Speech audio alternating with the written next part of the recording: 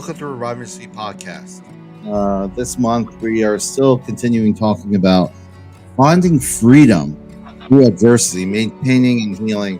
It seems counterintuitive and counterproductive to find freedom in our adversities, but we've been talking about it throughout the month, and we have heard many different perspectives of this idea of adversity and how it could kind of propel us forward in our recovery and our healing.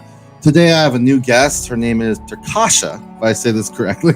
And I'm excited for her to come in and to share her insight. Welcome, Terkasha. Thank you for coming in and sharing your insight.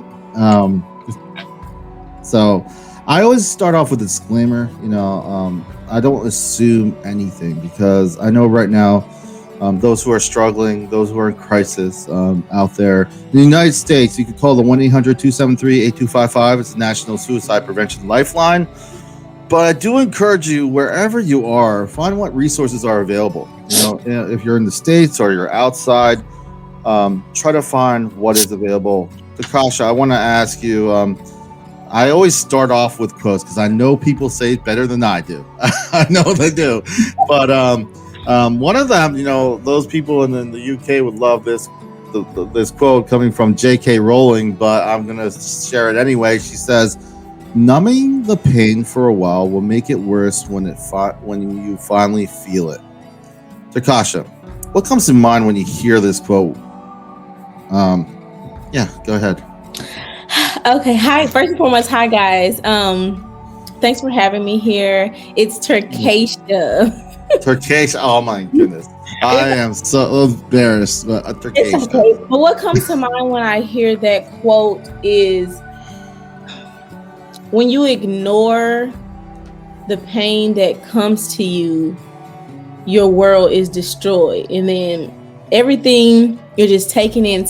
So every time pain comes your way or every time a different circumstance comes your way and you tend to ignore it, to me, my grandma always said it's like stacking problems on problems on problems until you eventually explode. Yeah. From my experience with trauma, a lot of times that's built up from an event. If you try to kind of push it down, we get, triggers elsewhere. So there's one person explained it this way. I thought it was pretty interesting. The fight or flight response. You're in a forest, so you see let's say a bear, you fight or flight. It's, it makes sense at that point. You're in the forest, there's a bear, there's danger, right? Right. What happens if that bear is when you're trying to go to sleep? What happens if that bear is there when you're just with your family or friends? What happens when that bear is there at the most inconvenient? And I feel, for me personally, that's how it feels when it comes to trauma. It doesn't have to be even related. It's just all of a sudden you have this survival response to a certain situation.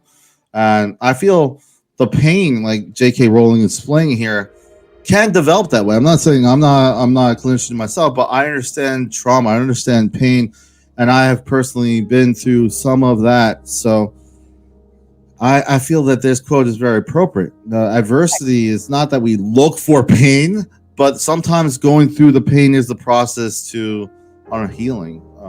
Right. Terkasha, you are a new guest, and I would love to kind of hear a little bit about your story and give you the platform to share. I know sometimes I kind of muscle through, and some of these topics are so great, but people want to know who they're talking to, who they're hearing from. So, Terkasha, would you mind sharing a little bit about your story with us today? And okay, guys. Well, I've been through my fair amount of trauma, especially starting in childhood. My trauma started when I was about 6 years old, going through different things like rape and molestation, depression, and dealing with the fact of my mom attempting to commit suicide. So I'm going through my years and I'm dealing with my first encounter happened when I was 6. My next encounter happened when I was about 11, and then 13 was my final encounter when it came to rape and molestation. So going through those things and never dealing with them I'm 29 now, guys. 28, everything came rushing back like a flood. Yeah. And it took me out. It did. It didn't take me out of my physical body as far as death, but it took everything that I had. So, and you mentioned the fight or flight. There I was standing there, and the words fight or flight were here, and I had to choose one. So all my life I've been fighting. I've been running from them, and then I just made up in my mind that I no longer have the strength nor the energy to continue to run. So I have to face this. I have to face the emotions and the traumas that I dealt with when I was younger.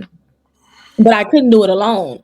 So honestly, what I did was I enrolled myself into therapy, this therapy center called Renewing Hope here in Houston, Texas. Okay. And I took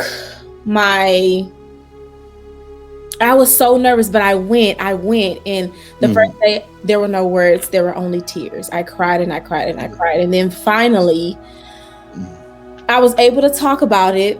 And my therapist was able to take me through this trauma therapy healing. And when I tell you it was a journey, a very emotional journey, it was a journey.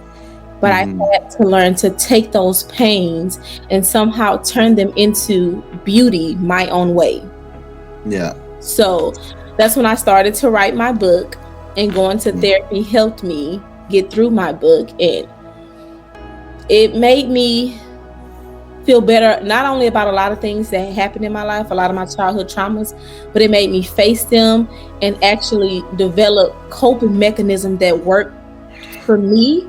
And that still, like today, the issues or the traumas that I face no longer affect me, because I personally feel like I went through the proper healing channels to get where I am today. Yeah, I think that's wonderful. You know, I was reading this book. It's about forgiveness, and a lot of times people think forgiveness is that I accept what happened to me. No, forgiveness is literally just letting go. It takes one person to forgive. Reconciliation is hoped for, but it doesn't always happen. But forgiveness is something we could do today. I've realized this. It took me a long time. I'm inspired by your story, and I want to know more about your book later on. We'll get all that information. But Jonathan Safran, this was, he's one of what that was stuck to mind when you were telling me your story. You cannot protect yourself from sadness without protecting yourself from happiness. A lot of times it's, our relationships is a risk. It is a risk, but at the same time, like you said, you kind of bottle it. Some people will say that happened a long time ago to you. Like, why 28? You're 28. Why is this all? Because it's still there. You have to process a lot of it. And I tell people who lost anyone, or lost comes in different ways. It takes time. Don't let anyone rush you. It's a process, and it's different for every. I want to hear a little bit more about your coping skills. I find that interesting because I do facilitate NAMI support groups with my peers. And what coping skills that has stuck to you, that has helped you through your road to recovery? One coping mechanism that helped me, you did mention that if you avoid sadness, you can't experience happiness. And one of the things that I mentioned in my book was prevention and protection and prevention. If you protect yourself from hurt, it prevents you from being happy. It prevents you from that side. But a couple of coping mechanisms that I dealt with was one of my things was I faced it. Yeah. Do you journal at all? Do you like I know you wrote your book. Journaling for me has been helpful. I guess in the way you could call my podcast my verbal journal. But at the same time, I find one of the biggest complaints, or at least what I struggled with, was being heard. That's it. A lot of times we don't even need answers at that moment, especially in the crisis situation. A lot of times the struggle is actually just being heard. Being felt like I am part of something, feeling safe. Any thoughts? Can you hear me?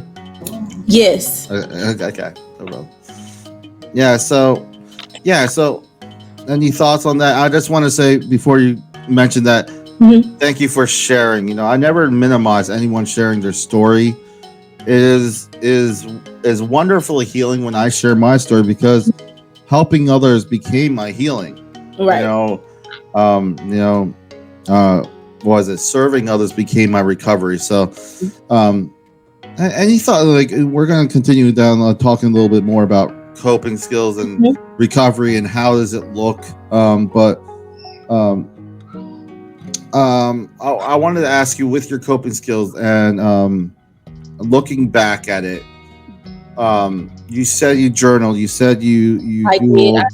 I journaled a lot, and then for a while, I would always tell myself whenever I would see myself getting emotional that it's not okay to cry. So another one of the coping mechanisms, that I developed is telling myself that it's okay to cry.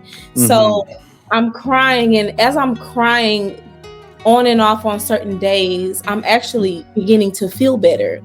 Yeah. I also cope a lot through poems and also just writing my feelings throughout my journal. I coped a lot through boxing. I love to put the gloves on. That's wonderful.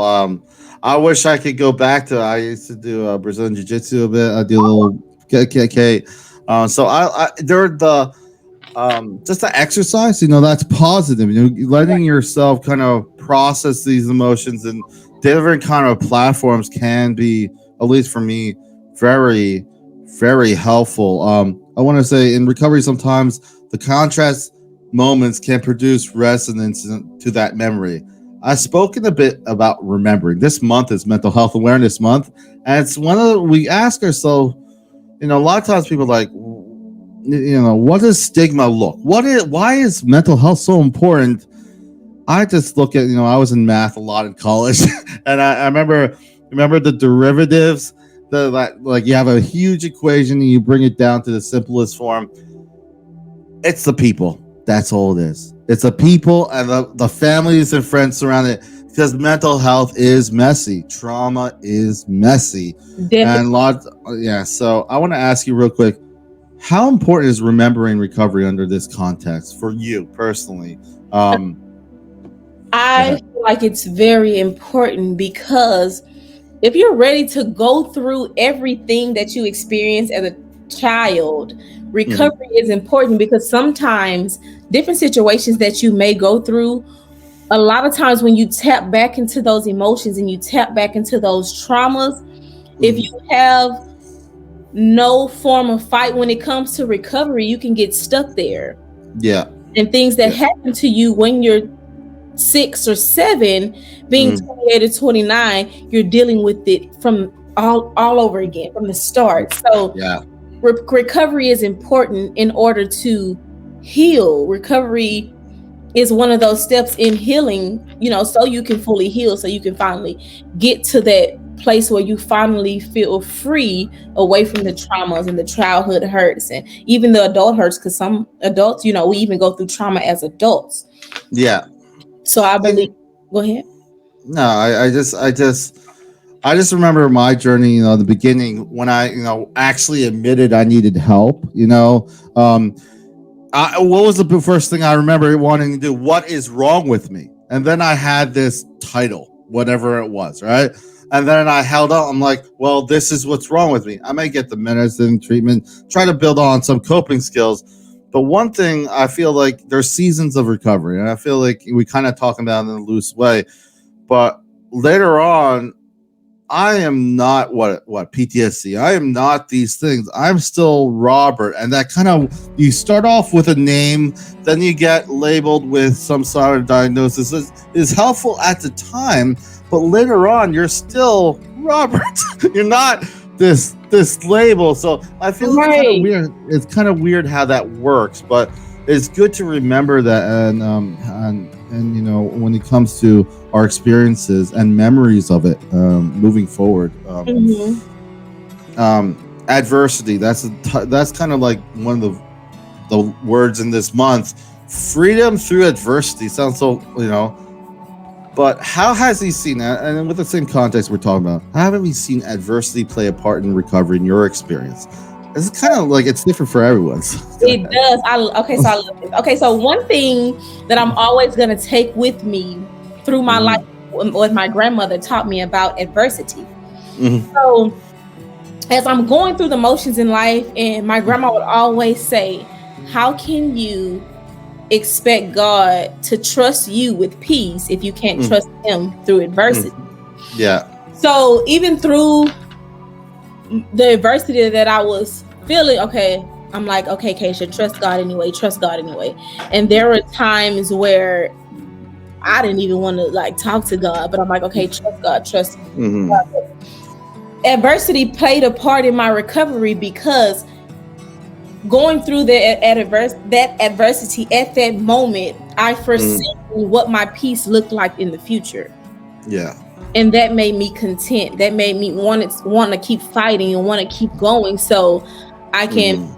being the person that I am today, I can look back on those past traumas and Mhm. they no longer affect me because I allowed the adversity to play a part in my recovery. Yeah. And And yeah, I think it's also not. We don't. I'm not like some of the traumas might be very hurtful, maybe very painful. It's not that we're condoning or like we're saying that's okay. What we're saying is we're reframing it and looking at it differently.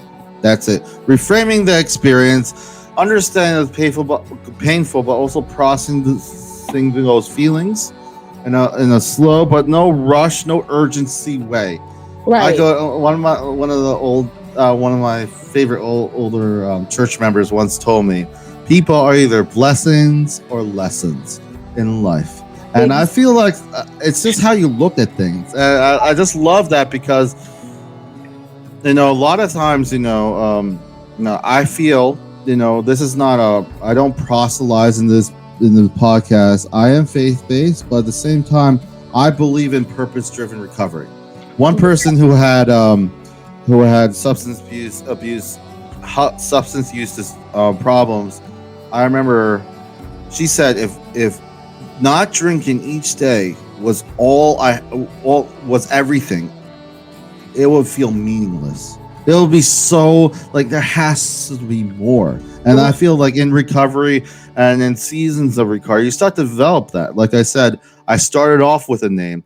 I gave up my name because I wanted to get better, and then I got back my name. It's kind of funny how that works in stigma culturally and cross culturally because I'm first generation American myself. My mom is Korean, my dad is Puerto Rican, so you kind of have that kind of like you kind of get that kind of it's not that I would say this.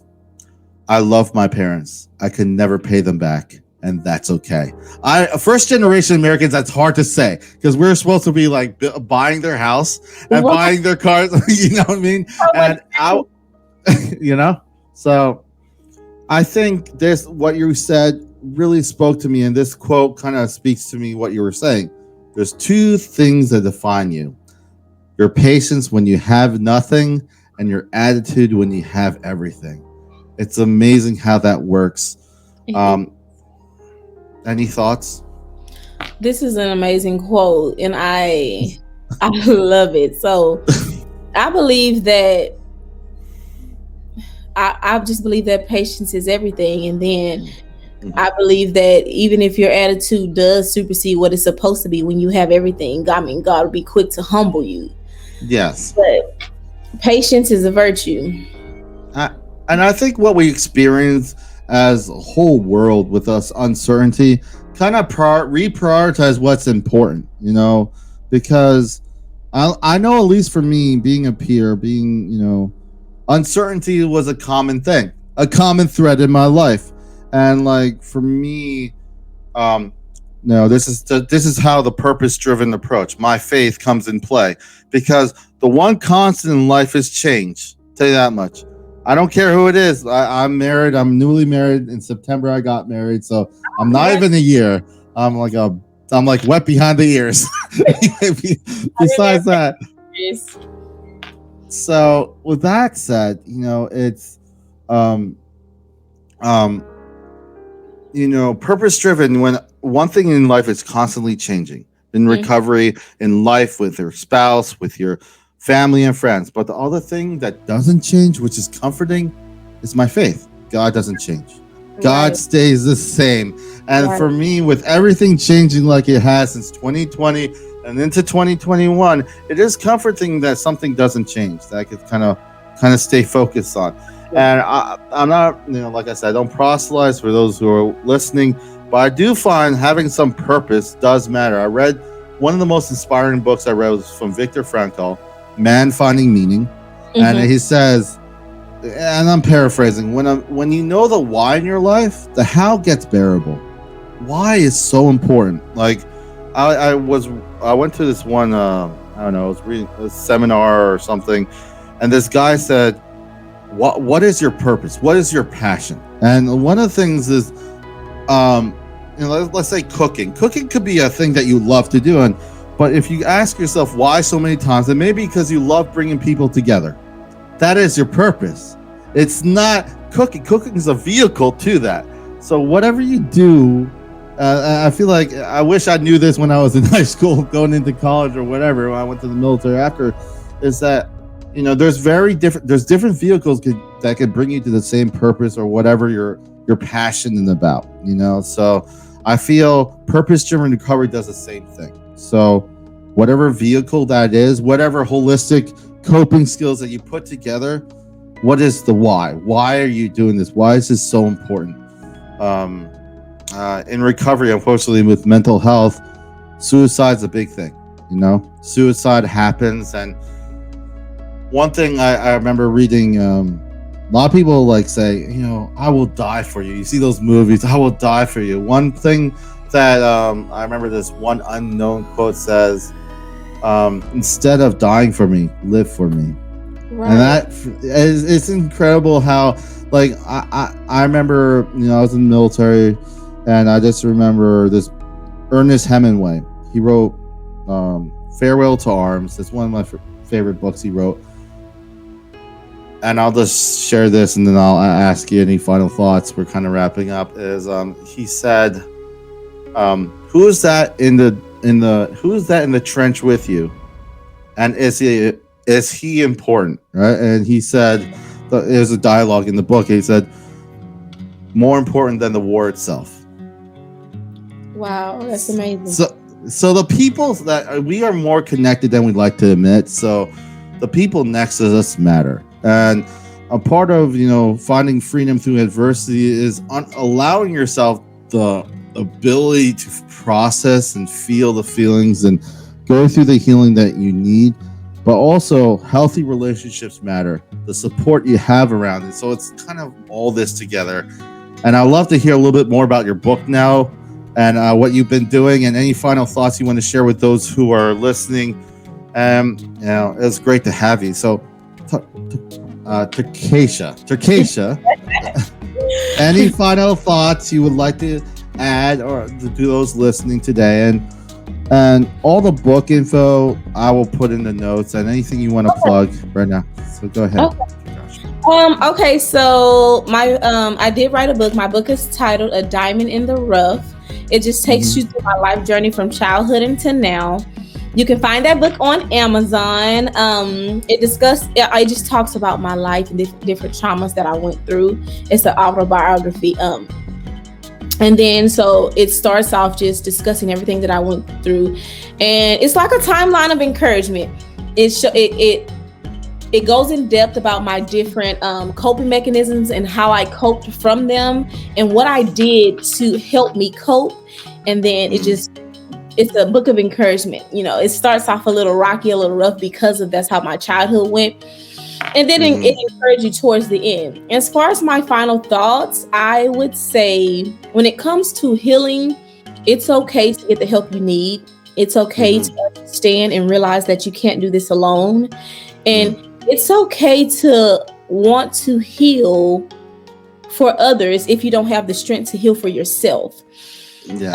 Healing is very important. And I believe that in order to finally feel free, in order to get to that next step in your life, healing has to take place. And I mean divine healing, to where when the situation situation comes up, you don't have certain triggers when you're out at a family barbecue. You don't have certain triggers when you're in Walmart or wherever you may be. So forgiveness is key. That's another thing I want to tell you guys, and just to remember that the road to healing and the process to recovery isn't easy, but the other side is very much so worth it.